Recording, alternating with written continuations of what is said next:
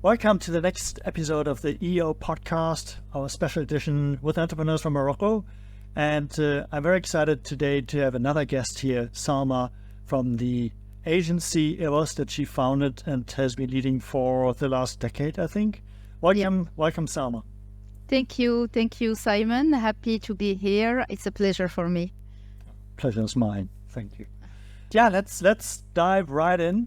Tell me about how you became an entrepreneur and how you started EOS. What is the evolution of the company that our listeners should know about? Okay, great. Well, it's a long story actually, so maybe we can start from the beginning. Yeah. I don't know if you know Morocco, Simon. Yep. I've been there in 2011 and I loved it. It was beautiful. Oh, okay, great. So I'm from Rabat, which is the capital of Morocco. I was born and raised in Rabat. But Rabat, it's a very administrative city, very quiet city. And back then, we didn't talk much about entrepreneurship. It was a concept that was new. Success is, by definition, getting a great diploma and having a secure job.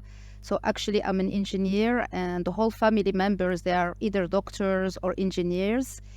And once I get my diploma, I was actually feeling that I need to explore new opportunities. So I took this bold decision to go to United States right after my engineering degree. And I had initially a visa, 18-month visa to do a master, like a master in computer science. But then the 18-month visa got stretched and became 6 years. So actually I guess that's what we call the beginner luck. So I got a job in United States and I worked in an R&D company in innovation. And back then we call it the product management. So the product management has the responsibility to write the PRD, the product requirement document, and, to innovate and launch new products. I was also managing technology partners. And after 6 years, I decided to, after this great experience, I decided to go back to Morocco because initially that was the plan. And I joined the Microsoft team. So I joined the multinational, and working in a multinational environment, it's a great experience because we learn so much about best practices. We meet great leaders. And I was responsible for the go-to-market strategy, which is a great experience. We had the responsibility for North Africa, actually Morocco, Tunisia, Algeria, and Mauritania. So I spent 7-8 years there. I learned a lot, but again, I felt like I need to explore something new and look for new opportunities. And I guess that's also my personality because I started doing some personal development, like, to become an executive coach. And I realized by doing this kind of personal, development journey that I like to be in action. I like also to be very creative, problem solving, etc. So I thought maybe actually I need to launch my own company and become an entrepreneur. So it was a decision that I made by intuition initially. And here I am an entrepreneur. So I launched And EOS. your parents were like, what? Exactly. Because we don't have I come from the family that they don't have the culture of entrepreneurship. So it was a quite surprise. And you need a lot of confidence to be able to tell your environment in Morocco that although you have a great job in multinationals and you have a great diploma, that you want to just launch your own business. People sometimes they see it as a risk taking, but I never saw it like a risk taking because each learning, it helps you to get more experience and explore new things. So as I said, I was interested by developing these new competencies that we call the competencies of the future, because today, as you already know, Simon, we are in a world that is changing a lot, a VUCA world. Yeah. And it's very important to develop these skills of problem solving, of the creative thinking, intuition, teamwork. So I guess 6 years ago, I heard about this design thinking method, and it was because I launched EVOS Consulting like almost 10 years. And in the beginning, I started working on consulting mission, like trying to do some innovation, diagnostic, and helping my customer to improve the maturity level of innovation. But a couple of years later, I discovered this great method that's called design thinking, and then I can say that my whole life changed. I don't know if you know the method, Simon, or is it? Well, I know the Hasse-Plattner Institute. I think they run the D School of Thinking, Potsdam, exactly. and Cape Town. Yeah. Okay. Yeah. So actually, it's a method that exists. The first book was written in 87 in Massachusetts Institute of Technology. So it's a while ago. And then the method was like used a lot by IDEO. IDEO, it's a global design agency. They use this method of design thinking to launch new products and services. But this last 10 years, I will say that the method became very famous and used by most of big multinationals, by startup, by the whole ecosystem of innovation technology. And it's a method, it's a problem-solving method that use multidisciplinary teams to think together, to co-create, and to prototype and find creative or disruptive solution. Okay, so I decided to focus my mission statement around this collaborative tool, and start to train and develop the design solutions in Morocco. That's okay. And, I assume you had to get some training in this methodology, get certification. You did that, and then was it sort of like a pivot for your consultancy that you then did design thinking? Yeah, actually, yes, because in the beginning, as I mentioned, I was mainly doing consulting, like the traditional consulting work, like, very diagnostic, strategy, etc. But after a while, I realized that the world is changing, and the customers, they need something else. In Morocco, and I think everywhere in the world, the main challenge is the change management. People are not. It's difficult to change or to transform the whole organization. So I adapted my portfolio and my solution to be more focused on collective intelligence, instead of doing like the traditional consultancy work where the consultant comes with a solution, rather than having a value proposition around facilitation, because the facilitator puts the right environment to have all the employees to be creative and to solve problems and to feel confidence. So we talk also about creative confidence. To be able to make a real change and to have an impact. So I changed my mission statement, and it becomes more helping customer, empower employees, and improving employee experience to have a better customer experience. And this is something that, as you know, one of the main quality of an entrepreneur is to be agile and adapt each time its products and solution to the market. Interesting.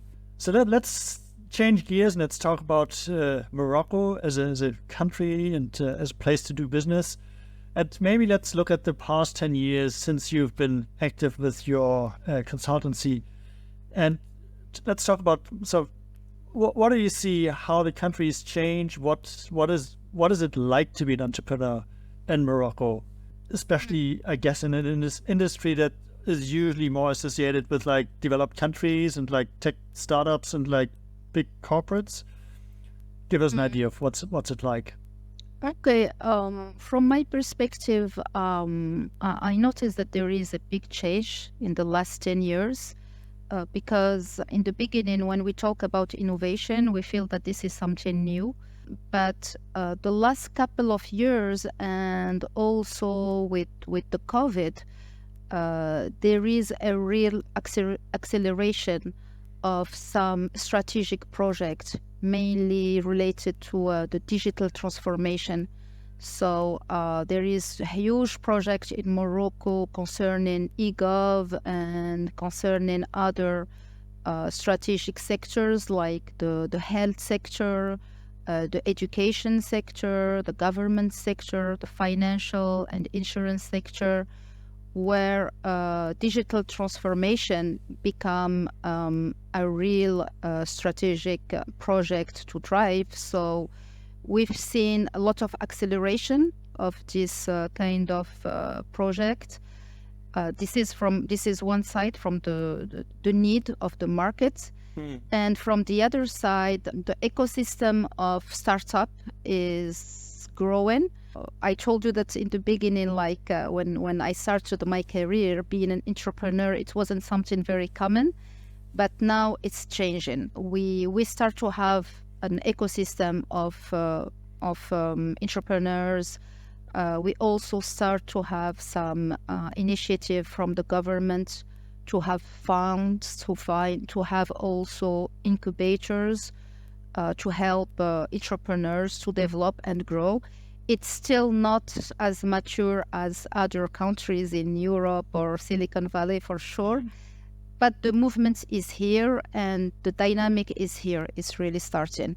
And now, I mean, being an entrepreneur in Morocco, it becomes something, like even my son who is 15 years old, if you ask him what you want to do, he's going to tell you, I want to become an entrepreneur.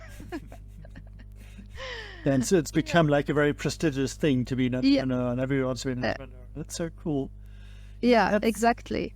That's interesting because I think like the thing that people mostly associate with Morocco is probably tourism and sort of like a sunny country.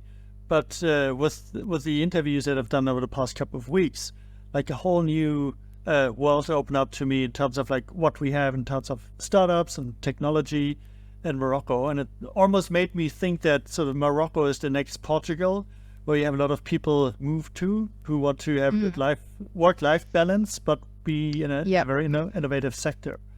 Yeah, exactly. Actually, you are right, because there is a big shift. Morocco is known as a tourist country. So like you mentioned, I mean, people come to Morocco for, sun, surf, and have great vacation.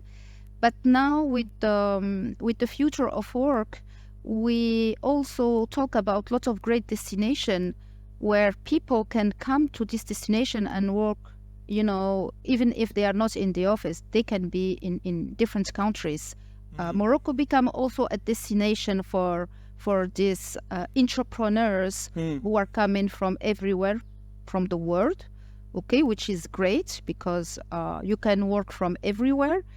And in the same time, local people as well, local people of Morocco, they talk more and more about entrepreneurship. That's what I said. Like we teach today entrepreneurship in business school.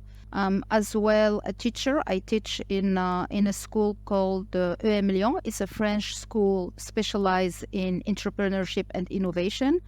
They had a campus in Casablanca, so I was teaching design thinking, innovation, and helping young students to become an entrepreneur. There are other schools in Casablanca, prestigious schools that also teach entrepreneurship. So this is something that today we encourage young students to do that. So yeah, so I guess it's become more and more something that the whole ecosystem trying to push and develop. Interesting. Yeah, another thing that really, I don't know, struck me or that sticks with me is sort of like the openness of Morocco and like the multilingualism that you find. I mean, a lot of people speak French, Arabic, English. I find it a very accessible country, so Yeah. I find it very, very attractive to go there and do things. Yeah, that's true. Actually, I think what's really special about Morocco, it's also its geographic location. Because Morocco is a gateway between Europe, Middle East, and Africa. Yeah. A lot of companies, they come to Morocco. They have local offices in Casablanca, but then they have also presence and access to Africa. And a lot of Moroccan multinationals, especially banks, like most of the banks in Morocco, they are based in Casablanca, and they have also a lot of presence in whole Africa. And the fact, as you mentioned, Simon, the fact that we talk English, French, Arabic, it also helps a lot. And so this is something very important. Yeah. Yeah, it's a country that struck me as surprisingly European. When I came to visit, I felt like this is sort of like Europe, sort of like African Europe, but like very, very... And very diverse, because it depends where you go. If you come to Casablanca, it's the modern city. And like you mentioned, then you will find great startup, great entrepreneurs, corporate job, multinationals, great places to go out. Rabat, it's more quiet, it's administrative, but it's a very nice city. People love Rabat because it's the Sweden of Morocco. It's clean, there is a lot of nature, etc. Marrakesh is exotic. Then you have the North Tangier, so you get a little bit of everything. So it's pretty complete as a country. Now, okay, cool. Let's get back to Evos, your agency. Yeah. What is in the books for the next 5 years? Where do you want to take your business? Yeah, great question. And we were talking actually about the whole international aspect. So my next objective for Evos is to expand. So as I mentioned, Simon, today I do work with different customers in Morocco, multinationals, financial sector, public, industry and services. And there is a real need for this kind of collaborative tools and for innovation, because we work on method, but we also work on the mindset. But my objective is to expand and develop the activities in Africa and Middle East, and also recruit a network of facilitators that can be all trained on design thinking and certified and be able to expand the activity. Nice. And what specific African countries, like the whole continent? Cape Town? Yeah, South Africa. I mean, all of them. I mean, I don't have one on particular. It depends on opportunities. It depends on partnership, and it depends on the business development side. Yeah. I know North Africa because while I was in Microsoft, I used to go to Tunisia, Algeria. I don't know Central Africa, but I heard so much about it, and I will be, happy to explore. And South Africa as well. Yeah. And Middle East as well. I mean, I know that there are some great, opportunities to develop design thinking and keep on pushing for this very high value solutions in different countries. Going on a little tangent here. I assume you speak Arabic? Yeah. So how's the Arabic in Morocco different or similar to the Arabic that they speak in the UAE or Dubai? Actually, we can understand their Arabic, but they have more difficulties to understand ours because there is the dialect and there is the real Arabic, the Arabic that we learn in school and we read in books. But there is also dialect, the Arabic that we use when we talk, with friends, etc. It's for us. I mean, we can understand, Arab. This is why it's easier for us to be in countries like Dubai or Bahrain or others, because it's the same Arabic. But then, when you talk local Moroccan Arabic, maybe we talk, fast, and sometimes we have these mixed, words. We mix with some French sometimes. So people, they tell us, are you speaking French or Arabic? And actually, sometimes we speak both in the same time. Yeah, we developed some agilities, which mean like we Moroccans are very agile because we adapt, because we have this, this double culture, different languages, etc. Which helps as an entrepreneur to be agile, actually. Absolutely. Okay, coming back to the topic of the podcast, let's think about the listeners of the podcast, other entrepreneurs from around the world. What is the message that you want to tell them, or what do you want them to know about being an entrepreneur in Morocco? Or what are like economic opportunities that you want the world to know about? Why should people come to Morocco? Yeah, I mean, as I mentioned, there is some major sectors that are very strategic for Morocco, like the health sector. There is a real dynamic today to make sure that the health sector is getting modernized. There is a huge opportunity to work to digital the whole patient care and patient experience, education as well. There is lots of startup in the education field, and education, there is so much to do, and we do need some experts on the education. This is the future of Morocco education, actually, for young Moroccans, and be able to help them become leaders, future leaders, and becoming entrepreneurs or working with different corporate jobs, etc. And the financial, the insurance, the fintechs. We talk a lot about fintech in Morocco, solution about the mobile payment. Yeah, so I guess it's, the main strategic initiative, like everywhere in the world, like even, today we talk a lot about the artificial intelligence. This is something also that interests me as Evos, because we talk about the future of work.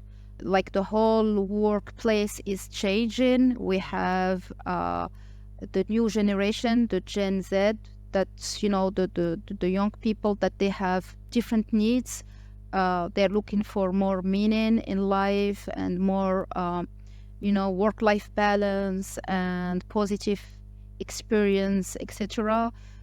We have this new solution with the artificial intelligence that help automate, processes and try to be more productive.